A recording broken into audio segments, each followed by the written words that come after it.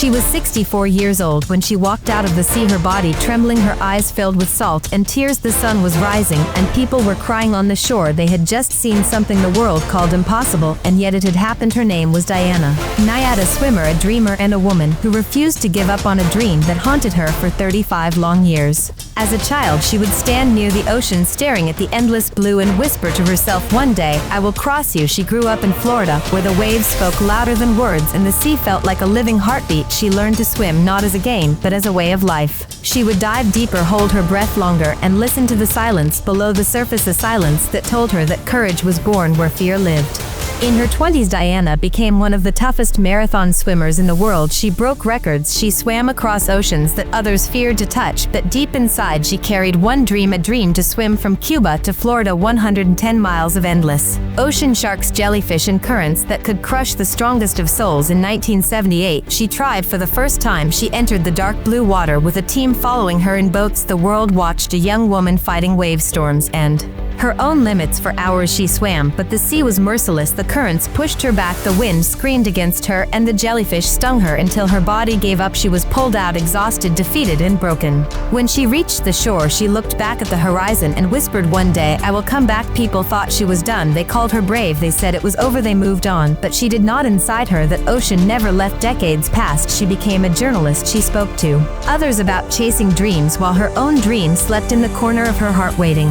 Then one day, when she turned 60, she looked at herself in the mirror and asked, why not now? She knew her body was older, her muscles weaker. The world would laugh, but the fire inside her was stronger than ever. She began to train again, miles every day, long hours in the pool, nights thinking about currents, sharks, and the sting of failure. People said, "Diana, you are 60 years old," but she smiled and said, "Dreams do not have an expiry date." The first comeback attempt failed, the second too, the third was worse. Jellyfish stings left scars, storms nearly killed her. She vomited, she hallucinated, she could barely move, yet she kept returning to the water. Every time she failed, she said, "I am not done. The ocean will remember me one day." She told her team, "I do not want to conquer the sea, I want to find peace with it."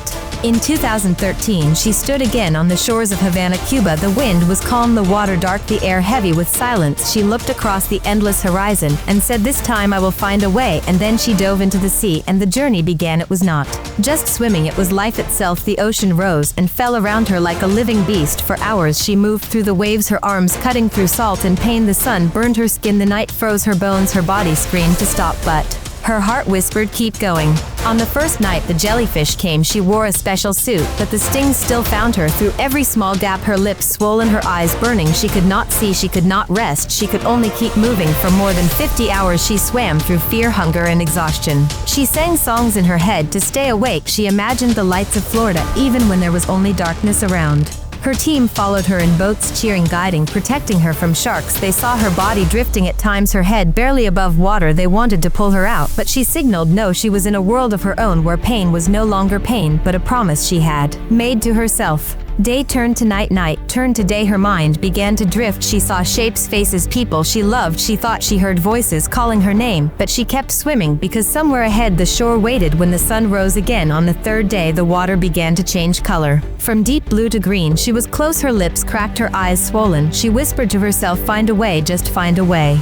As the beach of Key West appeared, people gathered on the sand, cameras waiting, the world unaware that history was unfolding in front of them. After 52 hours and 54 minutes in the sea, Diana Nyad touched the land. She fell to her knees, and the crowd broke into tears. She lifted her head, her voice shaking, and said 3 things. Never ever give up. You are never too old to chase your dream, and it looks like a solitary sport, but it takes a team. Those words echoed across the world. News channels played her story. Millions watched her walk out of the ocean with her face burned by the sun and her spirit shining brighter than light. She had become the first person in history to swim from Cuba to Florida without a shark cage at 64 years old.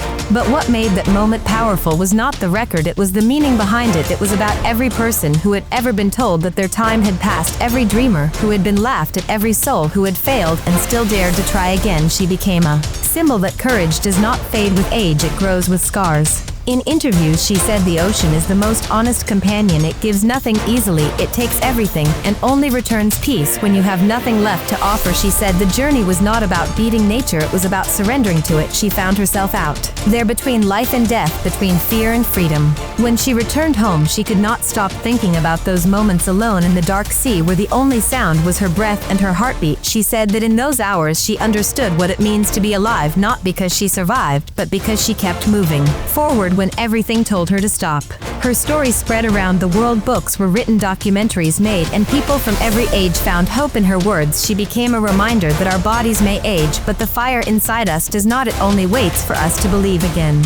She said sometimes we think our dreams are behind us, but they are not. They are waiting at the shore, watching us, wondering if we will ever return. The ocean, she said, is like life itself. It will test you, hurt you, push you down, but if you keep swimming long enough, you will reach the light. Today, when people talk about Diana Nyad, they talk about courage, endurance, and willpower, but her story is more than that. It is about forgiveness, forgiving yourself for the years you wasted, for the moments you doubted, for the times you gave up, and learning to try again. She proved that success is not a destination, it is a conversation between you and your own limits. Imagine being alone in the ocean at night, waves taller than your body, wind roaring around you, sky filled with stars, and below you only darkness, miles of water stretching forever, and still you move one stroke after another. That is not physical strength, that is faith. That somewhere beyond the darkness there is light.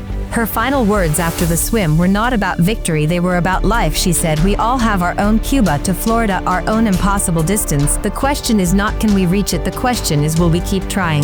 Her journey reminds us that every dream has a price, and that price is perseverance. It is easy to dream when we are young, but it takes something extraordinary to dream when we are old, to dream after failure, after pain, after loss. She showed the world that the human spirit has no limit except the one we accept. And so when you hear the name Diana Nyad, remember not just the swimmer, but the woman who looked at the impossible and said, I will find a way. Remember the ocean she crossed not just with her arms, but with her heart. Remember that courage is not about strength, it is about surrender. And remember that somewhere inside each of us there is a dream waiting for its own ocean to cross.